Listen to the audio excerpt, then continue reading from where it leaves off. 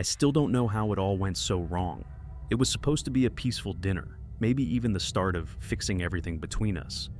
But it ended up ruining everything, for good. It was on Thanksgiving Day, and I honestly wasn't looking forward to it and almost didn't go. It had been 6 months since the last time I saw my brothers, and that was the longest we had ever gone without speaking. Not since we were kids. But Simon called.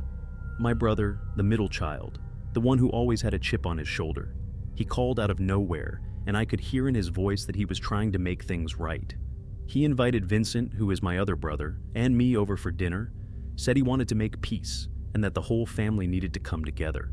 I'm not sure if he was trying to convince us or himself, but either way, we all agreed. Vincent brought his wife, Carol, who was pregnant with their first child. I'd barely seen her since their wedding, but she'd been texting me lately, so I was kind of looking forward to seeing her too. And as for Simon, well, I wasn't looking forward to seeing him. For background information, Simon always called himself the Black Sheep. Since we were kids, he would tell anyone who would listen that no one cared for him. He always distanced himself from us as we got older. The three of us, Simon, Vincent, and me, we'd grown up in a huge house, surrounded by luxury and wealth. Our parents were successful, but when they passed away, everything got complicated. Vincent, being the oldest, was left to manage the inheritance. I won't say he did anything wrong, but Simon didn't see it that way. He thought it should have been split up more evenly. I think he believed deep down that he deserved more. That's why we hadn't spoken in so long. I guess Simon thought that Thanksgiving would fix things. He wanted to show us that he was more than just the black sheep of the family. That maybe, just maybe, he could still be part of something. Even though we never made him feel that way. But the way he invited us, it didn't feel sincere. It felt more like a challenge. When we arrived, Simon was already at the table, looking like he'd been up all night. He clearly didn't know how to cook, which didn't surprise me. He'd never been good at handling responsibility, but there he was, slaving away at this messy, overcooked spread of turkey, mashed potatoes, green beans, and pie. It didn't matter what the food looked like, though. The tension in the room was thick enough to choke on. We sat down, the four of us, each of us trying to ignore the elephant in the room. It was awkward. It had been so long since we'd all been together that none of us knew how to start a conversation. Then Carol, Vincent's wife, asked the question that would change everything. "So, Simon," she said, casually passing the mashed potatoes, "how's everything going with your finances? You doing okay?" It was a harmless question, I thought. Carol was just trying to make small talk, but Simon, he snapped. His eyes darkened. I watched as his hand tightened around his fork like he was going to snap it in half. He looked at Carol and spat. "Shut up, Carol. It's not about money." We all froze. That wasn't like Simon. He was always the one making jokes, always the one who'd roll with whatever anyone said. Vincent immediately sat up straighter, his face hardening while firmly saying, "Don't talk to my wife like that, Simon." And that's when Simon lost it. "You wouldn't need to ask if you weren't so greedy. I hope your greed kills you," he said. The air in the room got colder. I could feel it, the shift in his tone, the malice behind his words. I wanted to say something, to tell him to stop, but I didn't want to get involved again. Vincent looked at me, probably expecting me to step in, but I didn't. "You think you're better than me, don't you, Vincent?" Simon continued, his voice growing more venomous. "You think just because you got all the money, you have the right to decide who gets what. But it's all greed, it's all the same, and I hope it eats you all alive." I wanted to tell him to calm down, to not drag it out any further, but it was too late. Simon wasn't done yet. He looked at the food on the table, scoffing. "Yeah, keep eating. Keep stuffing your greedy faces with all this food.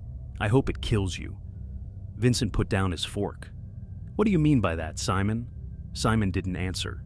He just stared at Vincent, then at Carol, and then back at me. It was like he was daring one of us to say something, to make a move. "I didn't poison the food," he said after a long pause, but it didn't sound reassuring. I couldn't stand it anymore and told Simon to stop. I told both of them that we were supposed to be closer than ever and grieve together and that Mom and Dad wouldn't want this. But he just smiled at us, an unsettling, almost sadistic grin. "I never said I poisoned it," he muttered, then took another bite like nothing had happened. It was silent after that. No one said anything. We all just kept looking at each other, trying to make sense of what was going on. Then, Right in the middle of all that silence, Carol suddenly gasped. She put her hand to her chest, her face going pale. Then she started coughing. Hard. She coughed so violently that I thought she was choking. Her eyes widened in panic, and she gasped for air, but nothing seemed to come. I jumped up, trying to help her, but she collapsed onto the floor, convulsing as she coughed. He was already running to her, trying to keep her conscious. I didn't waste any time. I grabbed my phone and dialed. I could barely hold the phone steady. My hands were shaking so badly. I got on the phone, asked for help, and told them the address. But as I was speaking to the dispatcher, I looked up to see Vincent standing above Simon, his fists clenched. He shouted at Simon, asking him if he poisoned Carol. Vincent demanded an answer, grabbing Simon by his collar and shaking him. Simon didn't move. He just stared at Vincent, his face a mask of indifference. Simon said he would never hurt his siblings, like how we continue to hurt him. He then leaned closer to Vincent and said he didn't care about hurting others, though. Before Vincent could react, Simon shrugged him off and bolted for the door. Vincent yelled for me to stay on the phone and help Carol and ran after him. A few minutes later, the paramedics arrived. They worked quickly on Carol, getting an IV into her arm and doing everything they could to stabilize her. I stayed by her side, my heart in my throat the whole time, praying that she would be okay. By the time the police showed up, Vincent had Simon pinned to the ground in the front yard, shouting at him, trying to get answers. Simon didn't fight back. He just laid there, staring up at the sky like it didn't matter anymore. I don't know if Simon had planned on poisoning Carol or not. I don't know if he meant to hurt any of us. But when the police found him, they arrested him right then and there.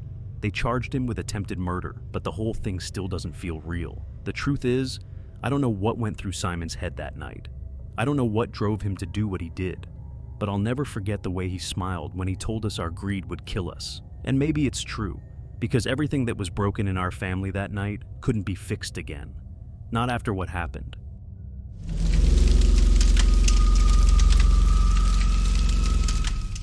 Every year, I volunteer at a homeless shelter in my town. I've been doing it since I was 16. It started as a way to give back, but it became something more. I met people there, built relationships with some of the regulars who come in for meals, and even became friends with a few of the other volunteers. It's my way of staying grounded. You don't realize how lucky you are until you see what it's like to have nothing. This year, I convinced my friend Cynthia to join me. She's 20, rich, and honestly kind of spoiled. Her family has money, lots of it. She's used to designer clothes, fancy restaurants, and never having to worry about where her next meal is coming from. Sometimes, she acts like the world owes her something, and I thought this experience might help her see things differently. Maybe it would help her understand what real hardship looks like. At first, she wasn't too keen on the idea. She didn't exactly get why I'd want to spend Thanksgiving helping people who were struggling, but I promised her it would be eye-opening, so she agreed to come with me. When we got to the shelter, everything was busy, as usual. There was a big group of volunteers preparing the meal, and the people who came in for food were just happy to be there. Cynthia looked really out of place. She was wearing a red designer coat, fancy boots, and a diamond bracelet that was practically sparkling in the dim lights of the shelter. I could see people staring at her, and I don't think she realized how much she was standing out. But there was this one man. I had never seen him before, and something about him felt off. He was sitting at a table, eating his meal in silence, but his eyes kept darting to Cynthia. At first, I didn't think much of it, but then he started staring at her more and more, and I could feel the tension building. It was like he was getting angry just by looking at her. I was standing by the food table, helping serve plates, when I heard him stand up. He wasn't very tall, but he was broad, his clothes ragged and worn. His face was covered in stubble, his hair a mess, and his eyes looked wild. He pushed his chair back with a loud scrape and walked straight towards Cynthia. "Hey!" he shouted. Everyone turned to look. "What do you think you're doing here?" Cynthia looked confused. She didn't know how to respond, and neither did I. She told the man she was just there to help. But before she could finish her sentence, he cut her off. "No, you're just showing off," he interrupted, his voice rising. "Look at you." He pointed at her coat, her boots, her jewelry. "You think you're better than us? You think just because you can buy whatever you want, you can come in here and rub it in our faces?" I stepped in, trying to calm him down. I said, "She's just here to volunteer. She didn't mean any harm." but it was no use. He wasn't listening. His face was red with anger, and he was getting closer to Cynthia. He yelled at her, saying that she was just like every other rich person that passes him on the street, to show off and only care to make themselves feel better. Then, without warning, he threw his plate of food, mashed potatoes, gravy, everything, right at her. The plate hit her chest and splattered all over her coat. I couldn't believe it. Everyone in the shelter went completely silent. Cynthia stood there, stunned, while the food dripped down her clothes. I didn't know what to say or do. He chuckled and told her she deserved it. The man screamed, his voice full of hatred. "This is what you get for thinking you're better than everyone." I didn't want to make things worse, but I knew we had to leave before things escalated. I grabbed Cynthia's arm and pulled her toward the door, but the man kept shouting, and it was clear he wasn't going to stop. The man kept yelling at us as we left. It felt like the whole room was watching us, and I couldn't help but feel embarrassed for Cynthia, even though I knew she didn't deserve it.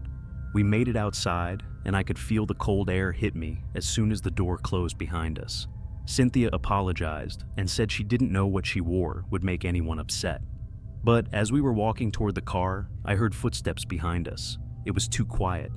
I turned around just in time to see him, the man from the shelter, sprinting toward us. He grabbed Cynthia by the throat, pulling her backward. He was choking her, his hands tight around her neck. I ran forward to try and pull him off, but he swung his arm at me, knocking me to the ground. My head hit the concrete. Everything was spinning. I could barely move. My first thought was Cynthia. I looked up and saw her still struggling, gasping for air, her face starting to turn purple. I tried to crawl toward her, but my head was spinning too much. The man had something in his hand, some kind of sharp object, and he was about to hurt her even more. Then, just as I thought I was going to lose her, I saw movement. A group of men from the shelter, guys I had talked to before, people who had been regulars at the shelter, ran toward us. They shouted at the man to let her go. One of them lunged at him, grabbing his arm and pulling it away from Cynthia's neck. The others rushed in and took him down. It was over as quickly as it had started. The man was held down on the ground, struggling, but he was no match for the group of men. They kept him there until the police arrived. One of the guys helped me to my feet while another went to check on Cynthia. The man who had attacked us was arrested and hauled away. I don't know what would have happened if those guys hadn't shown up. I don't know how bad it could have gotten. Cynthia and I were both taken to the hospital, and I ended up with a concussion from the fall. Cynthia had bruises on her neck from the man's grip. But we were both alive, and that's what mattered. After everything, Cynthia couldn't stop apologizing. But it wasn't her fault. It was the man's anger, his pain, and all we could do was survive it. You know, it's really sad when people feel like they have no choice but to lash out, especially when they're already struggling so much. It's like they're carrying all their pain inside, and they can't see any way to release it except by hurting others. I'll never understand how someone can get to that point, but after what happened to me last Thanksgiving, I get it more than I ever wanted to.